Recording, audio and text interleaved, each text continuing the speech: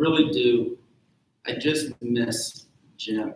The week we talked about friends, I've been thinking about Jim and praying for Jim and his family more than a lot of the rest of us. Hey, so we're going through Proverbs, and been just missing people. I mean, even like today, I'm so glad that you guys are here. You realize that we have half as many chairs in the sanctuary as we normally do. You're looking around and thinking it's full, but we really cram the chair. You know that we really cram the chairs in here. And there's so many people that we just don't get. We had a budget team meeting earlier this week, and we just sat outside, and there were 3 or 4 people at the meeting that haven't been here for COVID reasons, and it was just so nice. We met for an hour and a half, and then we just stayed and talked, and it was just so nice to kind of have that fellowship again. My guess is you are missing fellowship with your fellow Christians, maybe as much as I am, and that creates things for you that you need to deal with in one way or another. And so whether it's making sure that you're getting in phone calls or texting, or even going to do whatever you have to do to safely hang out with somebody for a couple of hours once in a while, you might need to do it, or you're going to end up wearing black t-shirts to church instead of dressing up a little bit more. And so in light of everything that's going on, and it's not just the crowd. That's not what I miss saying hi to people. That's what I realized on Monday night. It's like there's some people that I haven't said hi to you in forever, and you just know it's like somebody from out of town, hitting town again. And so take care of each other that way. As we've been talking about Proverbs, I've had 2 things that have happened really significantly. The message about friends, about what Proverbs says about being friends, got into a lot of conversations with people who are just realizing that they don't have that friend in their life, and I think it's important that you find opportunities for that. The little chapter right after the Dress Better chapter in the book I was reading talks about find a mentor, and you need to have somebody in your life that elevates you. I think I've heard Clint Fix say it. I think I heard Roger Hicks say it before. That you're like the average of the 5 people you spend the most time with, and that's a little bit. It could be frightening to us. And when we talk about what we're talking about today, I don't want you to get in any trouble. So what we're talking about wisdom again, applying good ideas. And I called this one Owa Te Fu Lian. And the reason I called it that is simply because when I was 6 and my sister was 3, my Aunt Karen was a teenager, and she would go with us on vacations. And she would say Owa, and I would do it, Owa. I'd go say Te Fu, and I'd say Te Fu, and then she'd go say Lian. And say it all together. And I go, Owa Te Fu Lian. And she just laughed. And Dee, my sister, who was 3, just laughed too. And they kept doing it all the way from Kit Carson to here. This is where my grandparents lived. And what's so funny? What's so funny? And it was like, my sister would say, you're a fool. And I go, stop saying that. And so just for the record's sake, I want you to know that I wasn't a fool. I was simply dumb. And there's it's a different thing. It really is a different thing. I want to take this in 2 parts. 2 weeks ago, I was going to do this, and I told you I switched on Saturday morning and did what Tony talked about for a little bit on Saturday morning instead.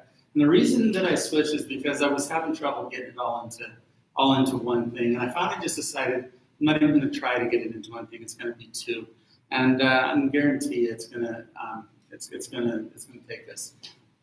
It could be 3 is what I'm saying, but it's going to be 2. So Proverbs talks a lot about fools. And this is it's just such a great Bible passage. This is a day when you can just literally step back and in church and almost legally snicker a little bit about people that you know. You're going to see people that you know. in what we're talking about. I hope that you see a little bit of yourself in it too. The saddest thing would be is if we got done with this and all we did was figure out who all the other fools were. Catch your own foolishness just a little bit. Get a hold of yourself. In fact, I'm leading off with my specialty, but I want to start with this. This is the little passage that I think I want to let kind of be our guiding board to jump into the whole topic of fools. Proverbs 13:14-16 says, "The teaching of the wise is a fountain of life, turning a person from the snares of death. Good judgment wins favor, but the way of the unfaithful leads to their destruction. All who are prudent act with knowledge, but fools expose their folly." And the book of Proverbs is obviously it's called wisdom literature, and the idea would be that if you read through it and take it seriously and carefully and try to combine all of your reading of the Proverbs with a healthy look at yourself, introspection, the ability to read this and literally think about what do I need to do to either not be this person or to not be caught in the traps that are being provided or told about for us. And what do I need to do? What's my part in this? That's using Proverbs to its greatest degree. The problem is, and I don't have a percentage for this. I actually looked to see. The best thing I could get to was half the people in the world have an IQ under 100. That's a statistic. That one works. Half have an IQ over 100. There's maybe one that's like exactly right and exactly 100. They'll score them 100, but it's 99.9998 or 100.00001 or something like that. But half the people in the world are not as smart as the other half. Does that make sense? That's a statistic you can kind of count on as well. And but again, it's not just about smartness; it's about being wise. And the problem is wisdom and IQ don't really correlate. They don't connect that well at all. In fact, some of the wisest people you know, you think about some of the people you know, and I'm not mocking anybody. Some of the people you know are more simple than that, right? Their IQ, the grades they got at school, even if they got better than average grades, they really had to work for them because just being able to handle like intellectual rigors is for some people that's just like it's not rigorous. It's almost easy. For other people, it's a real challenge, but they still might get good grades, right? Because they apply themselves, they do things, but it's not what IQs measure. And IQs measure in kind of like where you are, all else being equal. And so I want you to know that just being a simple person doesn't mean that you're not wise. And I really want you to reflect on this. Some of you, in fact, it's amazing to me. I've got one friend, and I'm not going to say his name because of the way I'm framing this, but I bet 2/3 of you know him. And I bet you know him the same way I do. He is one of the finest people in this entire city. He works at City Market, and everyone loves him, and he loves everyone else. Some of you are already shaking your head.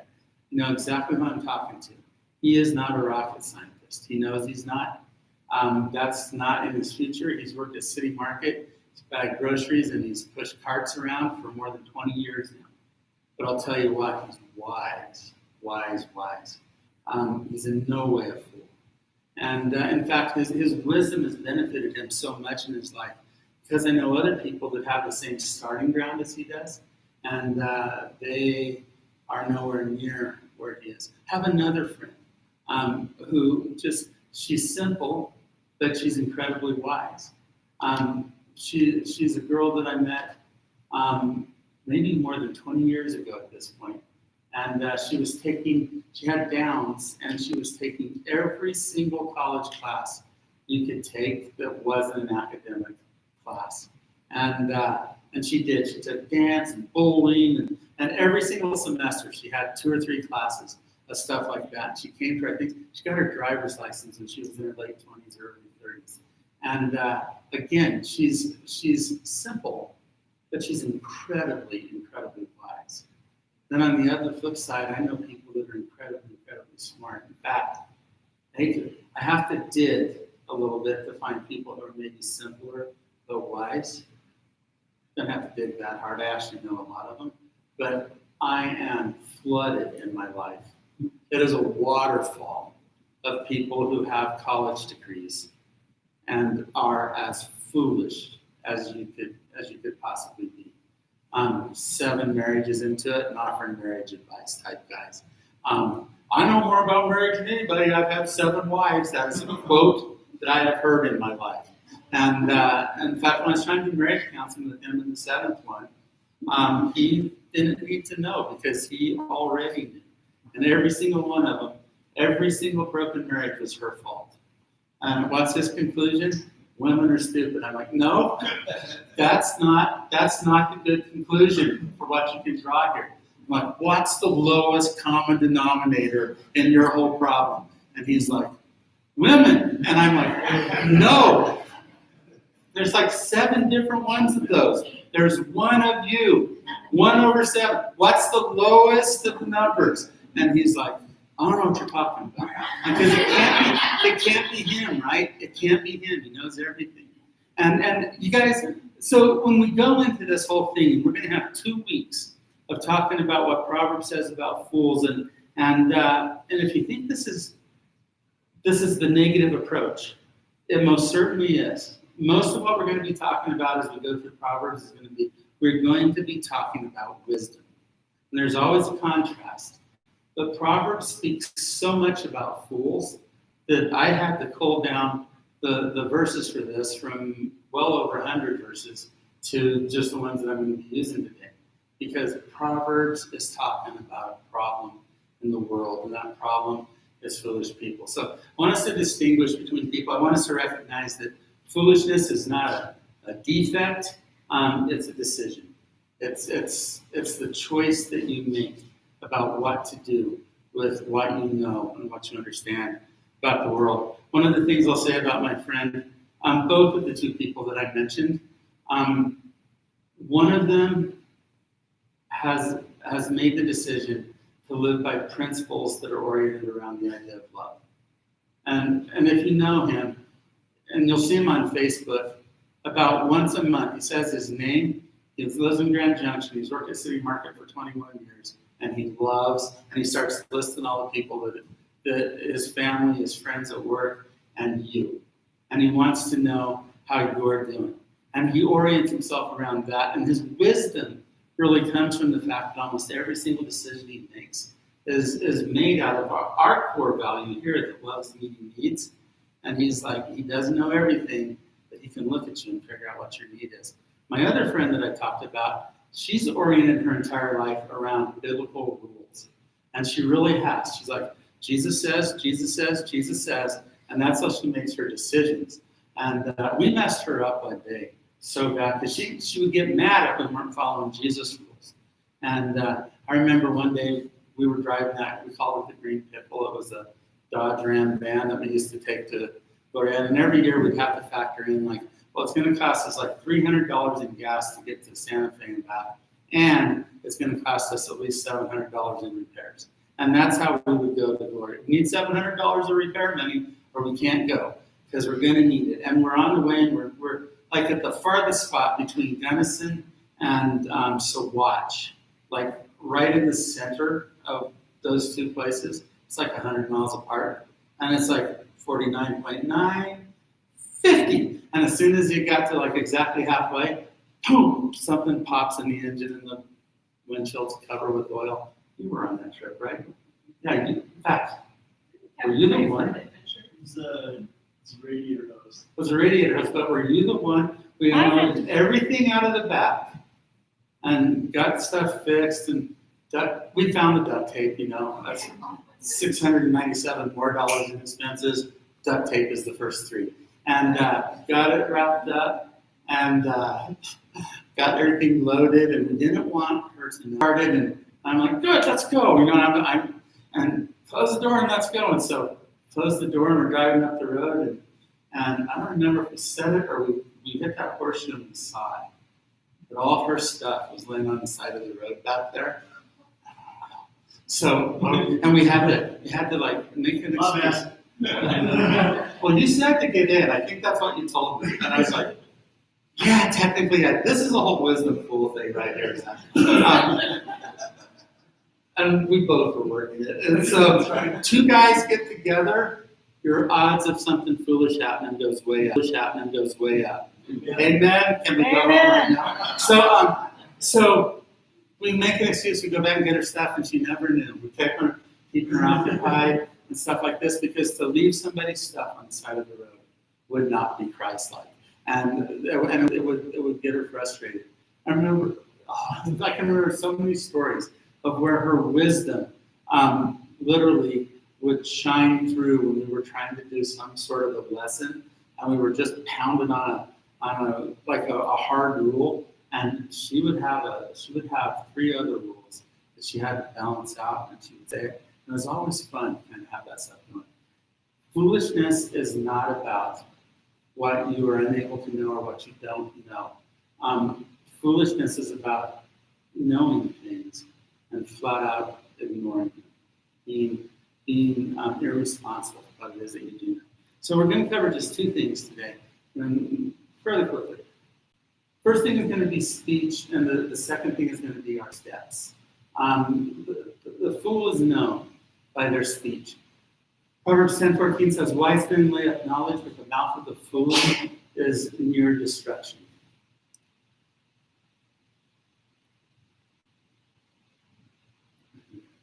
Got it right again. Proverbs 18:6 and 7 says this: "The lips of a fool bring them strife, and their mouths invite beating. The mouths of fools are their undoing, and their lips are a snare to their very lives." So this is one thing you can say. Plato said this: wise men talk because they have something to say. Fools talk because they have to say something. Getting ready for this, I'm like writing to Facebook people in charge of others and saying, I really have a good proposition that this should be called Fool Book instead of Facebook. And nobody's responding back to me. I don't know why. I think it's such a great idea. And it's really what it is. Wise men talk because they have something to say. Fools talk because they have to say something. And this really is, that's a challenge for me. You guys know that. You're not going to be out here at 11:30. And it's a challenge for me. Sometimes I have so much that I want to say. Remember when we first started the church? The first advice I got, my friend, I had a pastoral team that was kind of overseeing what I was doing at the beginning, because I was like, I don't know what I'm doing when we started the church. And I was at least smart enough to know that. And so I had a group of pastors. John Robbins from Bookcliff was one. They were our sponsoring church. Mel McClellan was a really old-time SBC pastor in Rifle. That he was one of the guys. I had a guy from Parachute that would come up and visit with me, and a couple of other guys. I had a couple of kind of a little more contemporary guys. But we recorded the first 2 or 3 sermons I did. And the first thing John said, we met for lunch, and he goes, I listened to your sermon, and I go, yeah. And I was up because it was like super, it was a fantastic sermon. Church planning, our vision, all this great stuff. And he goes, do you know that there is such a thing as next Sunday? And I was like, what do you mean? He goes, you don't have to say everything you have to say today. Amen. And that's why we're getting this in 2 pieces and not just one. But and that's always been my struggle. It's always been my difficulty. And so I have to watch out for this. But this isn't just talking about the idea that maybe you have a lot to say, because you might. The fool is known really for the lack of quality in the volume, not the loudness, but the number of words that they just have to say and they have to put out. And you'll see it fairly often. You'll know people that struggle with that. Ecclesiastes 5:3 is not in the Proverbs, but it supports this. A fool's voice is known by its multitude of words. And that's just, it's true. And you can see this in political conversations. You can see it all the time. I remember when we planted the church, I was battling this, not only in how much I was going to say on Sunday and kind of figuring out that there was going to be next week, because before you're a preacher, you get a chance to talk to everybody. You really, this is my chance, and you really want to say it. And I knew we were planting a church that I was hoping would last for a long time. And I had at least 8 things that I wanted to tell that church. And so I thought I better do one a week. And after the first 2 months, I wasn't sure what was going to happen then. But I really, those 8 things have been the same 8 things I've been saying now for 22 years. And so, by the way, next week is our 22nd anniversary of the church. So, no picnic this year. That's sad. 21 straight years of picnics, no picnic this year. We'll catch it later on. But I had all this stuff I wanted to say. I'm going to these church planting conferences all the time because they're trying to help us. And at the time in Colorado, the Southern Baptists were doing events. We want to plant 1,000 churches by 2020. Out of that initiative, there's about 30 of those churches that still exist. And that's kind of what happened. We put a lot of money, a lot of effort, a lot of time, a lot of great thinking into it. And I go to those meetings. And after, like in the first year or two, it was like Darren's church is kind of making it. And it's like, I was at the same meeting I was at a month before, but there's 15 new guys. And they're like, Darren has some stuff to say about this. And I'm like, I do got some stuff to say about this. And I would kind of do that. And then I sort of had this realization that, you know what, I'm not saying a lot that Alan didn't already say or that John didn't already say. And I was kind of trying to abbreviate it. And I kept wanting to say things. Big wisdom. Change everybody there, that they would, it was going to change their life in their church planting. And I just never got my sword into the body of the conversation. And at some point it was conversation. And everything I'm hearing is stimulating to me. Why do I think I have to say something? And then when the meeting was finally over, it was my buddy Alan Carr, who I'm not sure, I don't think Alan liked me at first, but then he really liked me. And I don't know why. But Al, at the end of that meeting, Alan goes, I've been watching Darren wanting to talk this whole time. We're going to let him close us in prayer. And I was like, he saw me being that way and just needing to say stuff. And even I didn't do it to trick him, but I literally prayed the best prayer I've ever prayed in my life. And I know it was because 39 people told me. And all I said was, and I was summarize the meeting. I go, thank you, Lord, that loving you is our very best thing. Amen. And they were waiting for something to close this amazing meeting out in prayer thing. And if you were there, you would have seen how awesome that little sentence was. It was spirit-led at the time. And it was awesome. And it really was. It was a good lesson for me. It was a time for me to recognize that I don't just have to be shooting things out of my mouth. People who are fools have a really hard time remembering that. And plus, the more we throw out of our mouths, this becomes true. Better to keep your mouth closed and be thoughtful than to open it and remove all doubt. You guys know that one, right?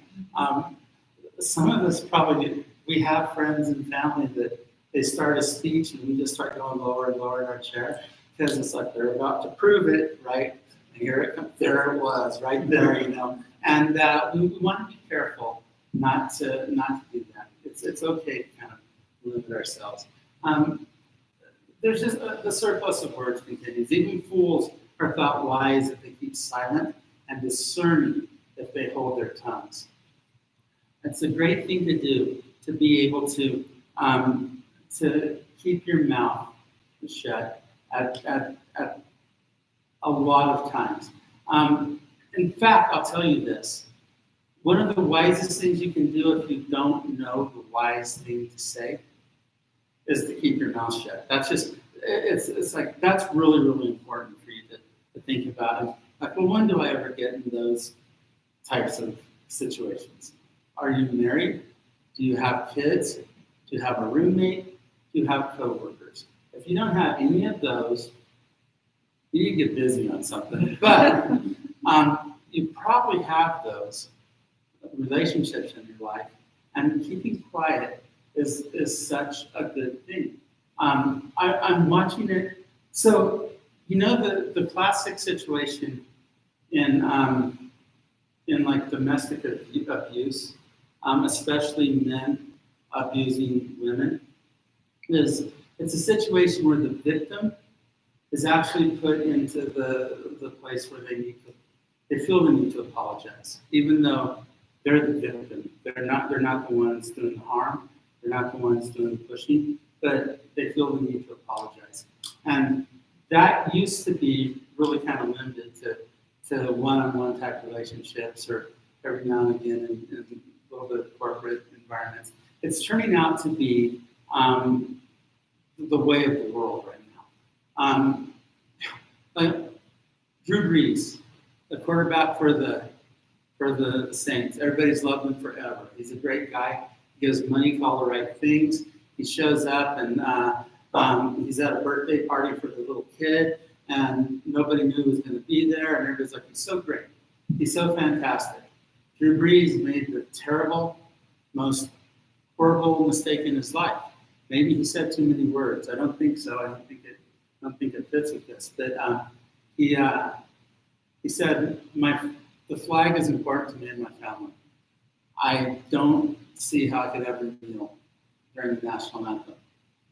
And all of a sudden, he's completely bombarded. You're a racist. Well, I'm not sure that's what he said, but you're a racist. You're insensitive. Silence is violence, and the world's come down on him now. It's been 40 days since he said that, and he has apologized. There are over 40 hours of him, his wife, apologizing for the statements that he made. Pages and pages of apology. And he didn't do anything wrong. He said his opinion, and his opinion is not even that crazy. His opinions are to his family, his culture, his past. And he's being forced to apologize. And, maybe one sentence, didn't think about the other side of the coin. Sorry about that. He should have had friends who know him, put their arm around him and say, hey, it's not that big of a deal. Saw a guy, all my analogies are sports or Facebook right now, but third base coach for the Oakland A's. They're trying to teach him how to do some Air 5 social distancing thing. He couldn't do it. And he's almost ready to lose his job because there's a picture of him with his arm in the air like this. And all he's trying to do is learn to move, but it's like super insensitive.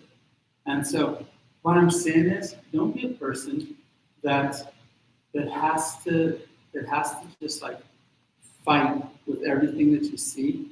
And I'm also saying, don't waste your time fighting with people that are fools.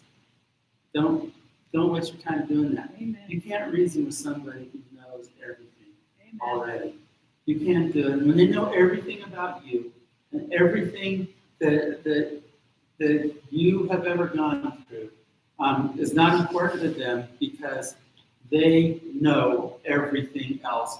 They know every context. They know everything that's the right thing to say. They know what's legal and what's not legal, and you cannot defend yourself against that.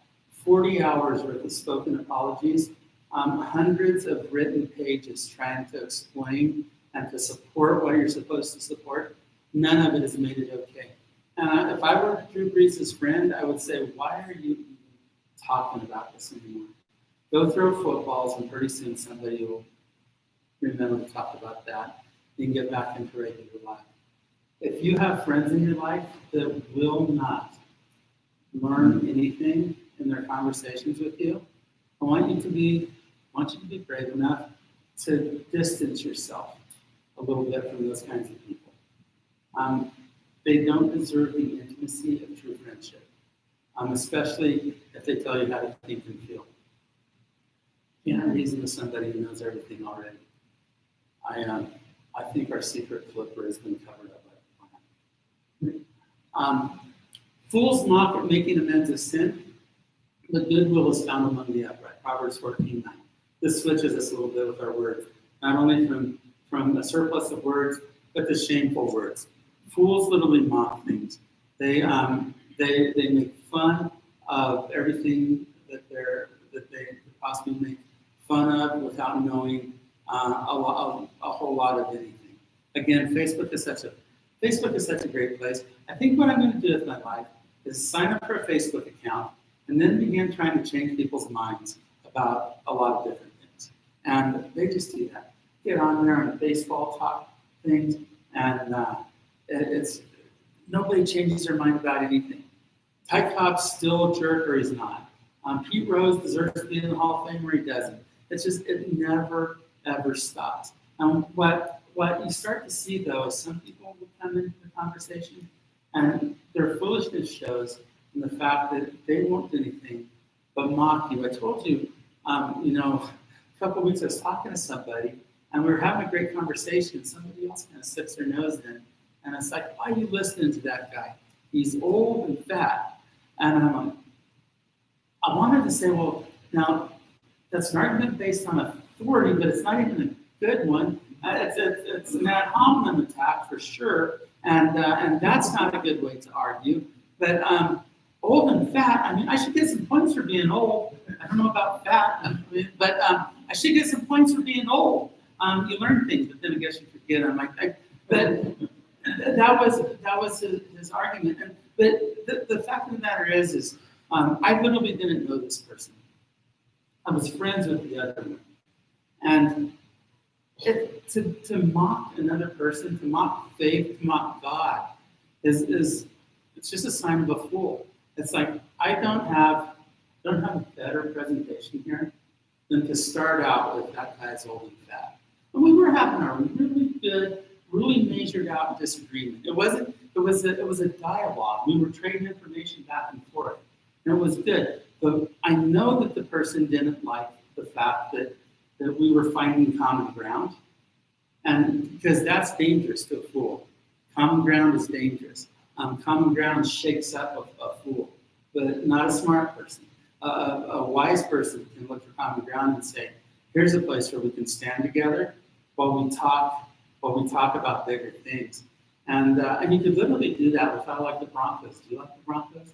No, I like British. Well, we like football, and so you've got a little common ground, and that is enough to get you all sorts of goodwill towards talking about something else. And a fool just mocks it. All who are prudent act with knowledge, but fools expose their folly. Fools will boast about shameful behavior. Do you guys know people? Maybe some of you do. Who will literally start sentences out with, I was so wasted, and they're not ashamed of what they're going to say next.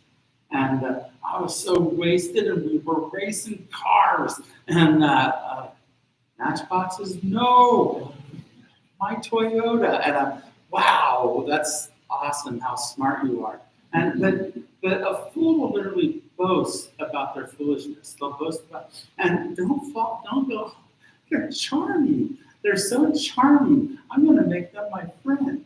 You don't want to do that. You want to, if you find somebody that will literally boast about shameful behavior, distance yourself from them. A fool's mouth lashes out with pride, but the lips of the wise protect them. You know people who are wise, you can see what's going on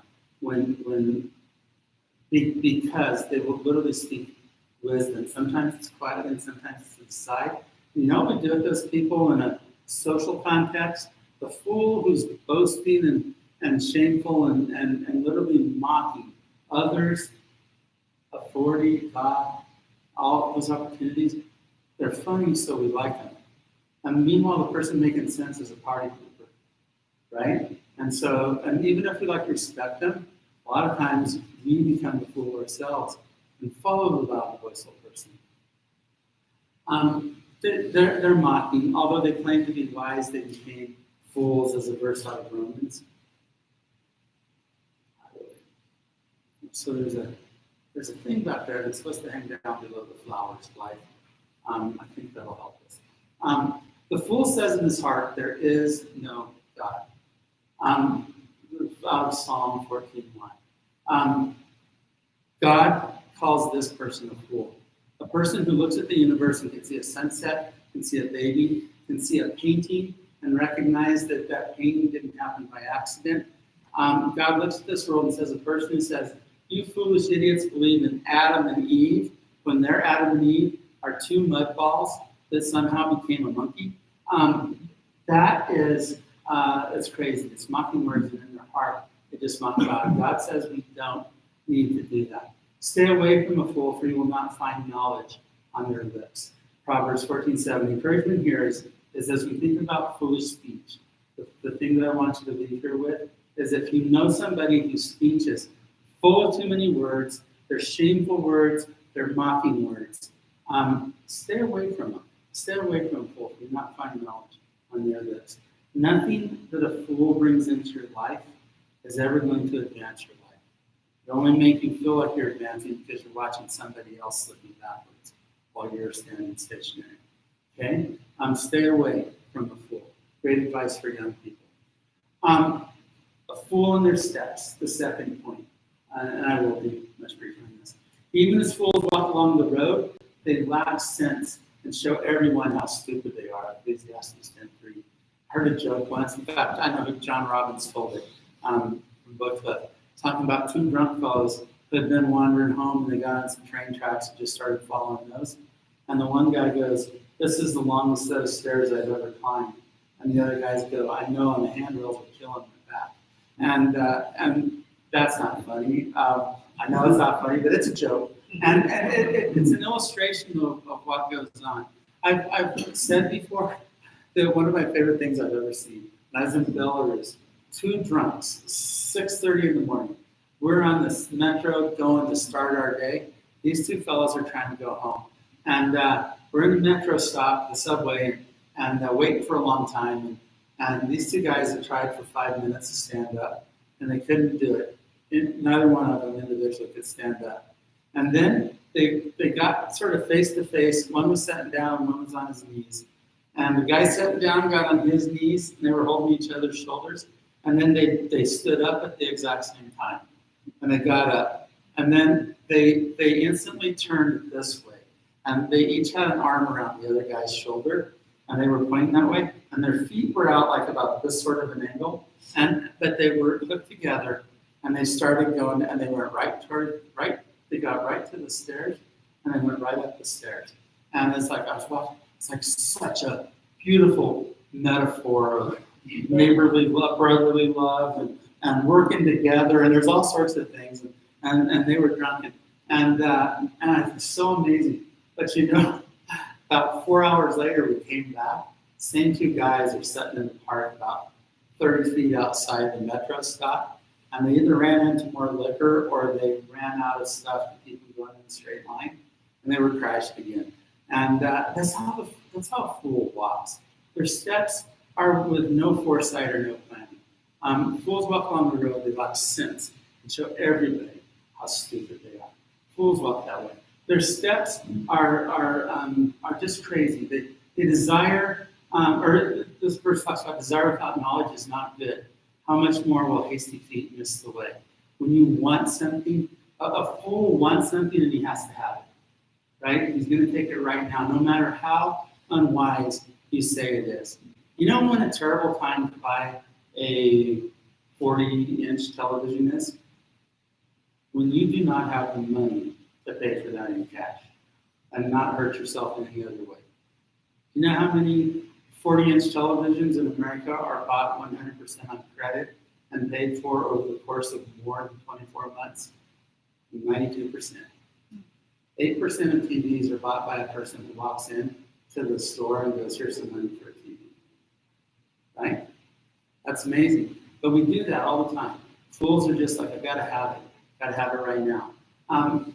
They walk in sin. Their steps are a sinful walk. They don't just talk shamefully and talk foolishly, but they literally walk into it. Their behavior shows it too. But a longing fulfilled is sweet to the soul, but fools detest turning from evil. The idea of repenting is literally to turn from evil. When it says Jesus came and began to preach, he said, repent. What he's saying is he told people to turn their footsteps away from where they're going towards the truth. And a fool hates to turn towards truth. They don't even want to hear about things. They don't have the money for that. Stop trying to ruin my life. She doesn't love you. Stop trying to ruin my life. All of these, you've had these conversations. Sometimes you've been the person in the conversation, right? Be willing to turn from trouble. A fool won't turn from trouble. They don't just talk filthy talk, but they have a filthy walk. They don't just tell dirty jokes. They'll take opportunities to be a person of low character. They don't just mock modesty and purity and holiness, but they walk in it. Oh God, I remember the year, I don't know who started it, but it was one of the years on the college campus, I bet it was 8 or 10 years ago.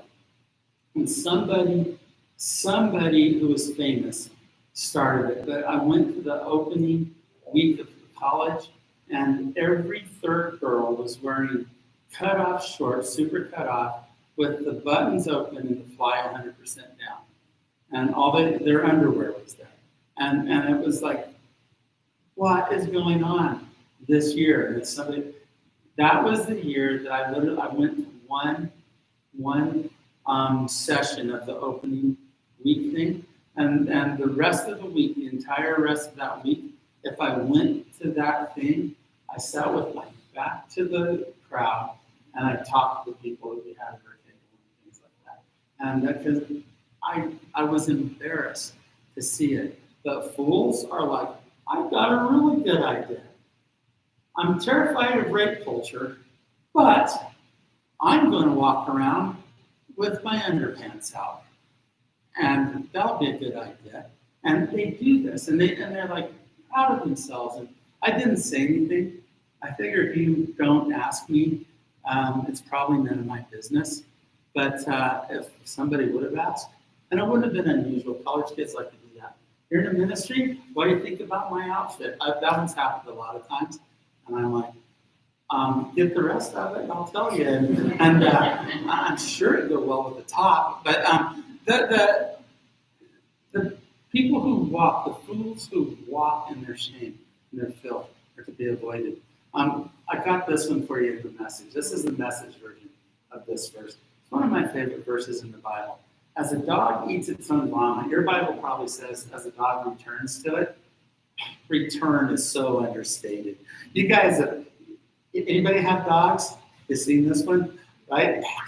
And you go to get the stuff to clean it up, and you're like, stupid dog. And by the time you come back, it's not there, and the dog's hanging over on the other side of the living room going. And a dog doesn't just return to it; a dog eats it, his own vomit. So fools recycle silliness. Write that verse. Put it on your glasses on the inside. Just sort of like, they're doing it again. And this is a person, remember what I started with? You're the average of the 5 people you spend the most time with.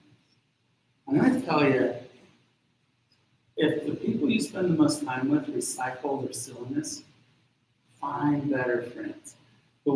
They walk not only in filth things, they walk in sinking sand. And I'm going to close with this. This is very quick. This is an allusion 1,000 years beforehand to Jesus' Sermon on the Mount, when he talks about the wise build their house on a rock, not on sinking sand. And all of these verses kind of maybe inform us as to where Jesus got this thought from. But Proverbs 14:1 says, the wise woman builds her house, but with her own hands, the foolish one tears hers down.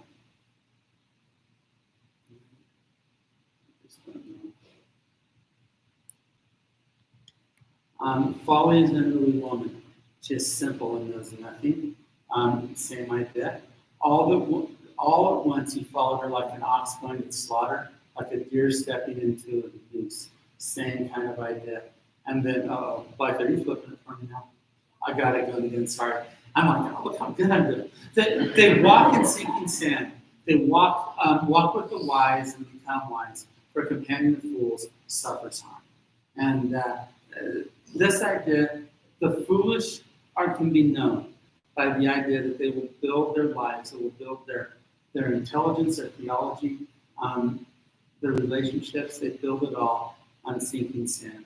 You know when a person, like when a guy marries a girl just because she's really good looking, and he forgets everything else about her, but the focus is on she's really good looking. All it takes is actually for guys, they're so stupid in general that it takes about 4 weeks to become familiar enough with somebody that you're no longer impressed with how good looking they are. You still know she's good looking and she's maybe arm candy or something, and so you're hanging on to her, but you're already noticing other people. And that's sinking sand. It really is. Your physical appearance is not what a marriage needs to be built on. Even your innocent charm is not what a marriage should be built on. Because when life gets hard, marriage needs to be built on character qualities that are much deeper and much stronger. Now, the things I talked about last week, trustworthiness and candor in life. And so don't build any house on sinking sand. Build it on the rock. And if your house isn't built on faith, on a common faith in Jesus Christ, then it's sinking sand. That's what Jesus said in the Sermon on the Mount. It needs to be built on something real. So the encouragement for us is to build our house on the something solid. We're going to talk a little bit more next week. Like I said, next week, more on fools. And I'll let you figure that out yourself. But this week we're going to go a little bit deeper. I want to just pray for a second. Father God, I'm grateful. Lord, this is it's hard to talk about. It's hard to talk about fools, Lord, and not be convicted of a lot of what I see when I look at myself in the mirror. Lord, I know I have behavior that needs to be brought under rein, under your control and under your dominion. And Father, sometimes I don't want to do that. I prefer to get my point across or maintain my victimhood or Lord, so many different things that we do in this world. We don't want to hear from people that don't vote the way we vote. Or Father, we think we know everything about masks, and there's just always so many areas to fight over. Lord, help us become people. If there's two things that we can pull out of today's conversation, the first one is help us be people who measure our words, who want to say things that we know are the words that you would say, that Jesus would say. The second is that we measure what we do. The same way Jesus himself said that I've done or said nothing that my Father has not already done or said before me. And Lord, that was his defense. And that defense literally proves his innocence. And Father, help us to find ourselves in that spot in this world. Father, you obviously don't suffer fools gladly. But you died for us regardless. Jesus died for us regardless.